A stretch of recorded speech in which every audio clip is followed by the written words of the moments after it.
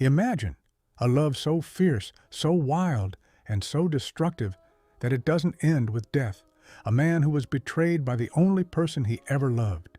A woman who chose comfort and status over the man who was literally her soul. What followed was not just heartbreak, it was decades of cold, calculated revenge that destroyed two entire families and haunted the stormy moors long after both were buried.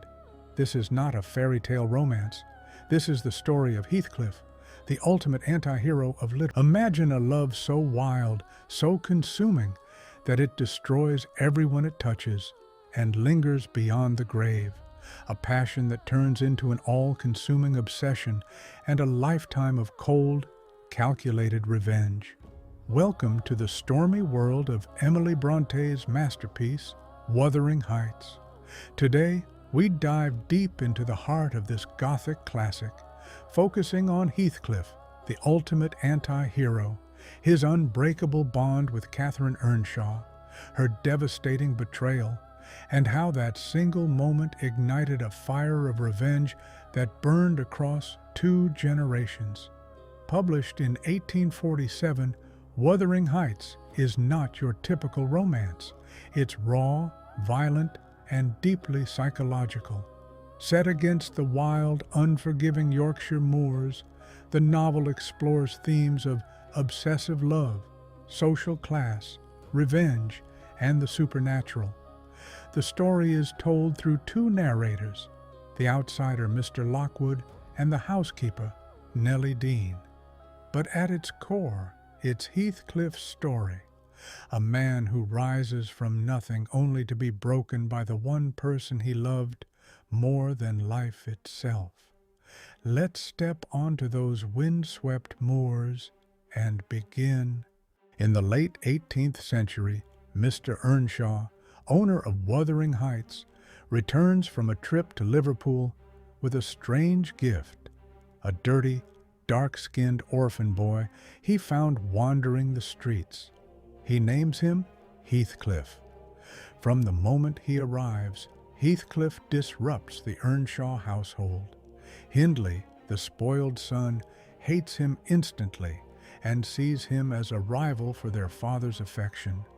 But young Catherine Earnshaw, wild and free-spirited like the moors themselves, forms an instant, intense connection with the boy. They become inseparable. Together, they run across the heather, play in the mud, and rebel against the strict rules of the house.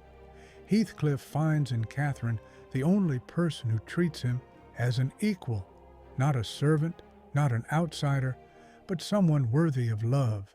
Nellie Dean, the housekeeper, describes their bond as almost supernatural. Catherine once says, "Whatever our souls are made of, his and mine are the same." Their love is not gentle or sweet. It's fierce, possessive, and all-consuming, like two halves of one soul. But trouble brews. When Mr. Earnshaw dies, Hindley becomes master of Wuthering Heights. He demotes Heathcliff to the status of a common laborer, forcing him to work in the fields and denying him education. Heathcliff endures the humiliation, but his hatred for Hindley grows. His only comfort remains Catherine. Yet even this bond is tested when the refined Linton family enters their lives. One day, while spying on Thrushcross Grange, the elegant home of the Lintons, Catherine and Heathcliff are caught. Catherine is bitten by a dog and forced to stay at the Grange for 5 weeks to recover. There, she is introduced to a world of luxury, manners, and social status, a world far removed from the rough life at Wuthering Heights. She meets Edgar Linton, handsome, gentle, wealthy, and everything society says a young lady should desire. When she returns home, Catherine is changed. She has tasted a different life. Heathcliff, still treated like a servant, feels the distance growing. One evening, overhearing a conversation, he hears Catherine tell Nellie something that shatters him. It would degrade me to marry Heathcliff now. He's more myself than I am. Whatever our souls are made of, his and mine are the same. But marrying him would degrade me. She loves Heathcliff with a love like the eternal rocks beneath, necessary and unchanging. But she chooses Edgar for social status and comfort. Heartbroken and humiliated, Heathcliff disappears into the night. Catherine, devastated, falls into a feverish illness.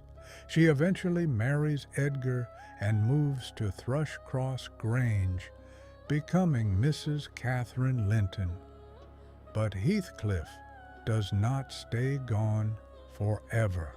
3 years later, Heathcliff returns, transformed. He is now a tall, dark, wealthy gentleman. No one knows exactly where he went or how he acquired his fortune and education, but his presence brings a storm. He immediately sets his sights on revenge against those who wronged him: Hindley, who degraded him, and Edgar, who stole Catherine. Heathcliff begins by lending money to the now alcoholic and gambling Hindley, deliberately pushing him deeper into debt. Slowly, he gains control over Wuthering Heights. He also manipulates Isabella Linton, Edgar's naive sister, who develops a foolish infatuation with him. Heathcliff marries her not out of love, but as a weapon against Edgar. He treats her cruelly, turning her life into a nightmare. Meanwhile, his obsession with Catherine never fades. Even though she is now married, their meetings are electric and painful. Catherine, torn between her husband and her soulmate, grows increasingly unstable. In a famous confrontation, their passion explodes. Catherine cries out in anguish, and soon after, she falls gravely ill. On her deathbed, she and Heathcliff share one last intense, heartbreaking reunion. Catherine dies shortly after giving birth to a daughter, also named Cathy. Heathcliff is shattered. In a moment of raw despair, he curses her spirit. "Catherine Earnshaw, may you not rest as long as I am living." Years pass. Heathcliff's revenge extends to the next generation. He has a son with Isabella, Linton Heathcliff, a weak, sickly boy. He forces young Cathy, Catherine's daughter, and his own son Linton into a marriage, purely to gain legal control over Thrushcross Grange. When Edgar Linton dies, Heathcliff succeeds in becoming master of both estates. He treats Catherine Earnshaw, Hindley's son, with the same cruelty Hindley once showed him, keeping him uneducated and servant-like.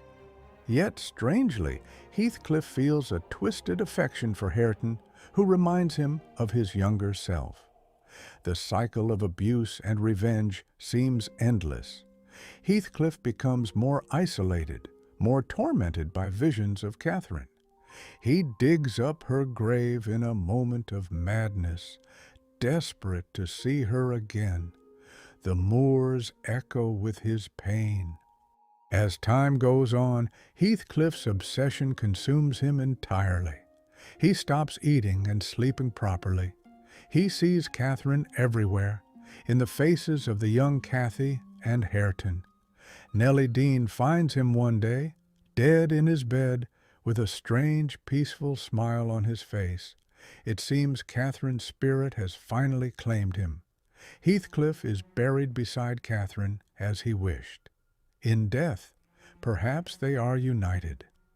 The novel ends on a note of tentative hope. Young Cathy and Hareton, the children of the feuding families, fall in love. They plan to... So, what does Wuthering Heights teach us? Heathcliff's story is a cautionary tale about the destructiveness of obsessive love and the futility of revenge. His passion for Catherine was so profound that it transcended social class, morality, and even death.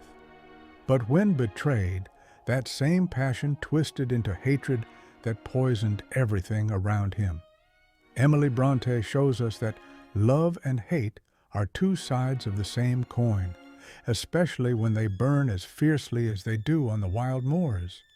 Heathcliff is no traditional hero. He is cruel, vengeful, and demonic at times. Yet many readers find him tragically compelling because his pain feels so human. If you haven't read the book, I highly recommend it. It's dark, beautiful, and unforgettable. What do you think? Is Heathcliff a villain or a victim of betrayal, a monster or a man destroyed by love? Let me know in the comments. If you enjoyed this deep dive into Heathcliff's obsession and revenge, like, subscribe, and hit the bell for more literary explorations. Thanks for watching, and remember, on the moors, some ghosts never truly rest. Until next time.